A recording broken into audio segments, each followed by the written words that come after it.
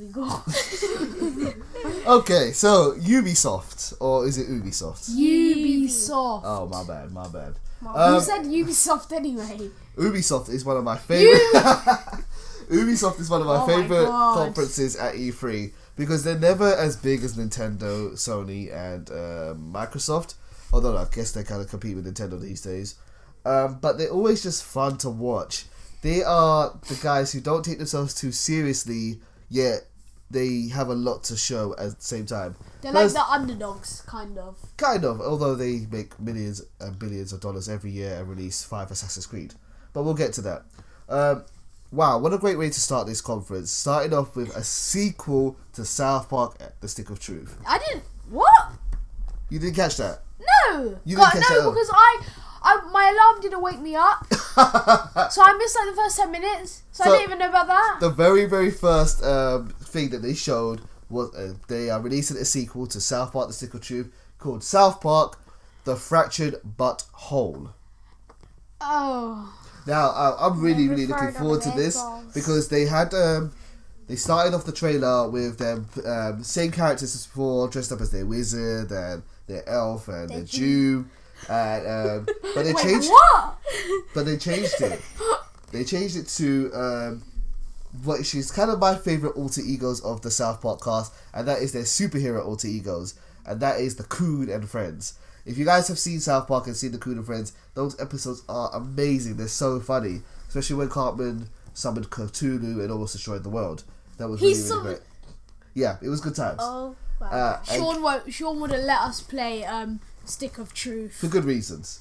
And Kenny as Kenny's basically Batman.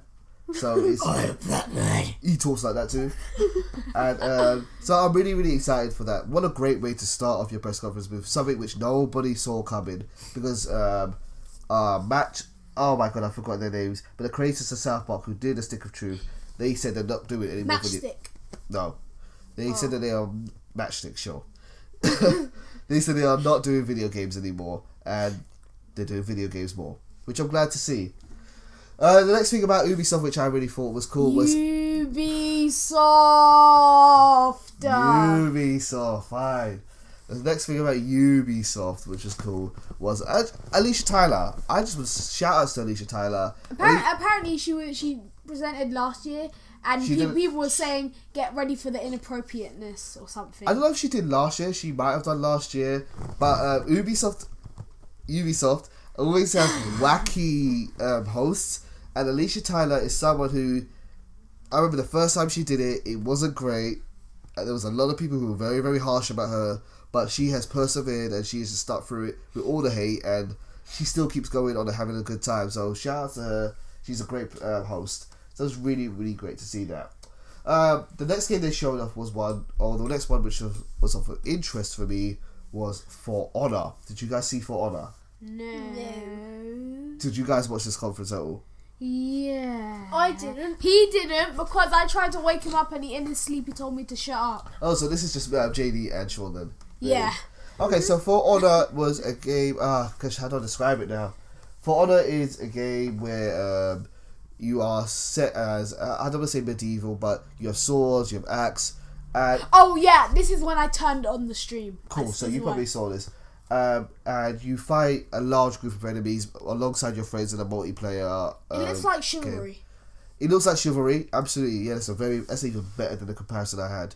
I was going to say it looks like Hyrule Warriors to me, kind of a Musou style, where it's one person fighting many enemies.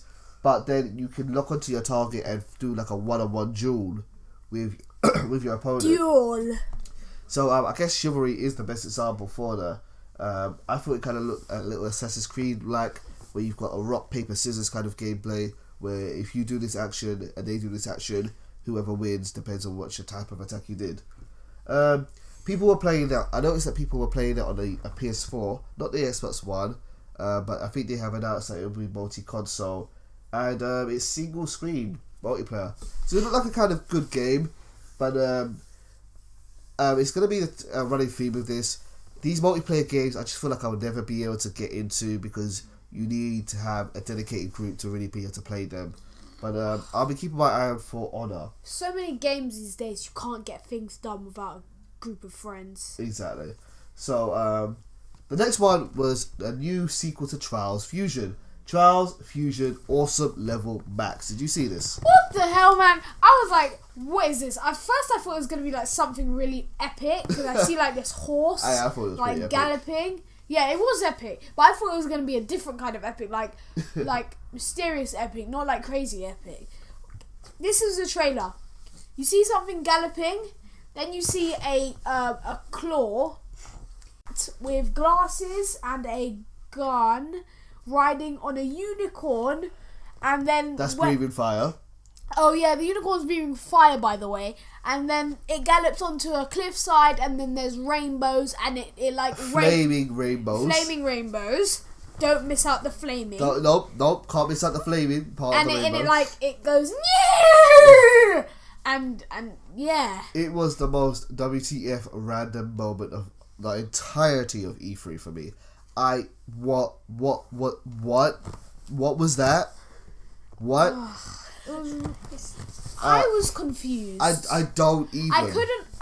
If they didn't say Trials at the end, you would not be able to guess what game that was. No, I thought it was Puss in Boots. So I thought it was going to be a Shrek game. Shrek is love, Shrek is life. I know, right? But like, Trial, are you going to be riding unicorns instead of bikes? I don't know. Doing backflips and tricks on unicorns? Are you going to be a cat instead of a human? What is this game even? So I guess I'm looking forward to that. Yeah, maybe. Yeah. Who knows? This next one, I'm gonna say The Division. It looked cool to me. What did it remind me of? It looked like Destiny to me. It did look a little bit like Destiny, but more set in like a modern era. The trailer, the advert that went on TV for Destiny is three players, and they're talking to each other, and it was so similar to the Destiny advert where it was two people are like communicating with each other. It looks like you. I think if someone walked into your room and heard you talking, you'd sound kind of nerdy, like I'm going in, I'm flanking around the back, blah, blah, blah. You sound kind of weird, but I think it will be a good game to play with your friends because you can cooperate with them and like. Well, let me throw in another one then, since we're here talking about The Division. You also had Tom Clancy, Wild. Ghost Recon Wildlands. Ghost Recon Wildlands. Rainbow Six Siege. And then Rainbow Six Siege. All of these games. I saw Rainbow Six Siege. I don't understand why one publisher needs so many shooters. What do you mean?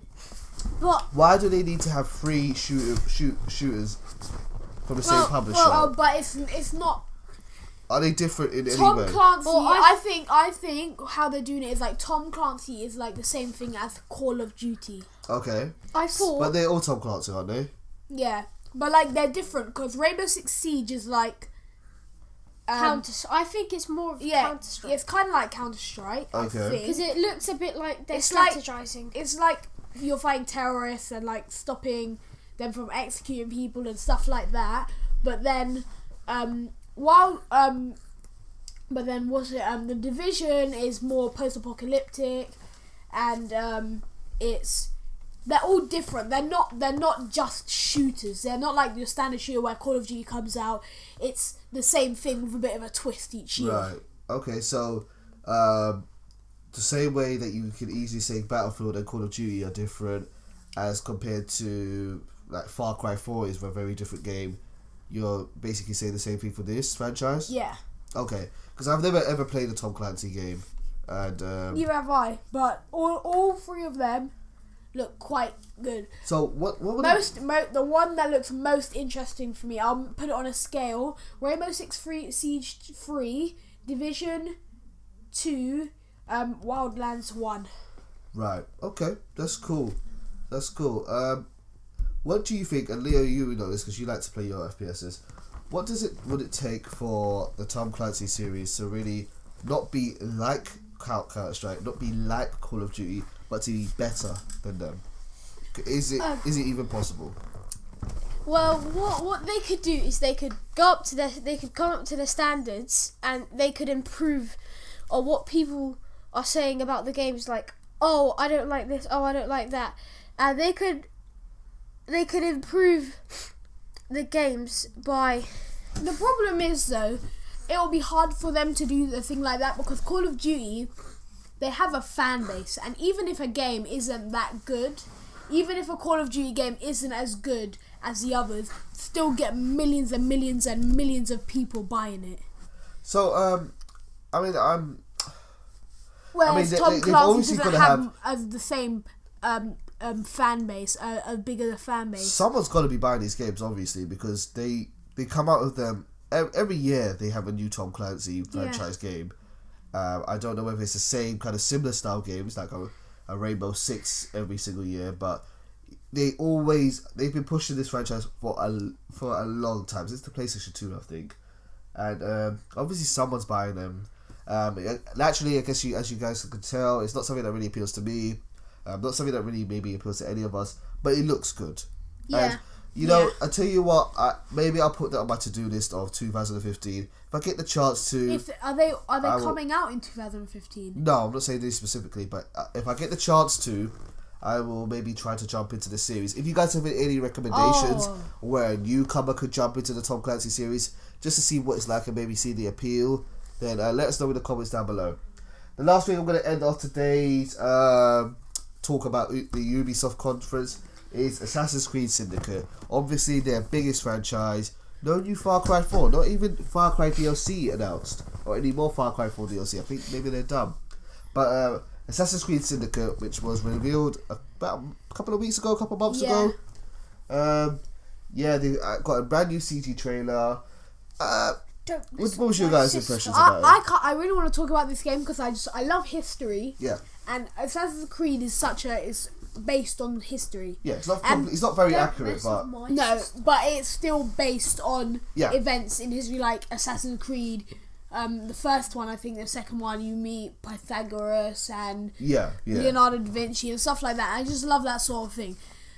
I wish this game had already been out before I had my history exam. Why? Because I did Industrial Revolution on my history test. Oh, really? And it would have helped. It really would have helped if I could have played this game. How do you know? Because I have a friend who plays Assassin's Creed religiously. He says Assassin's Creed has taught him more about history than the history teacher did. That's what he told me. He said Assassin's Creed has taught him more about history than his history teacher did. Way to go, the national curriculum. Shots fired. But oh my god. I love this topic because it's so dark and it's grim. And it's a really gritty area of British history, and I really, really love it. Go ahead. And I just wanted to speak about how that's really good first impressions of it. Yeah, the video that Ubisoft showed at the end looked better than the trailer did. The trailer I was gonna say, didn't get me really interested. When you and I that looked more interesting. When you and I first saw the trailer, we were talking on Twitter. We would just say it just looked like more Assassin's Creed. Yeah. And Assassin's Creed's been going for a long time. I actually think we are almost getting into double digits. We are in double digits of Assassin's Creed games now. Are we? Yeah, including all the portable ones. Oh yeah. And so I think we are well into breaking double digits, maybe like 10 or 11. No, actually way more, because they've got like all the free Chronicles. Exactly. And all of the ones on the Xbox and PlayStation. And I got tired of it many years ago. I've always it's hard to ignore Assassin's Creed, but it's hard to see it feel any different. I said I would set myself the task of playing all Assassin's Creed. When I realised how many Assassin's Creed there actually were, it's a bit much. No, I'll play the good ones. So when I saw this, I'm now a bit more excited. To me, just seeing London, I love London. That's where I was born and raised, and London, seeing iconic places like Tower Bridge, oh my god, Big Ben, and so on. Just seeing those kind of iconic places.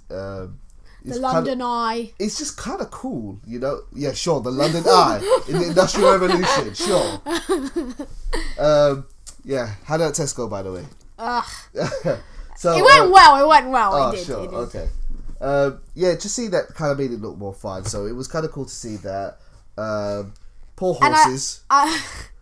Dude just ran the horses right off the bridge, and then all of a sudden he starts swinging like Spider-Man. I don't know what happened.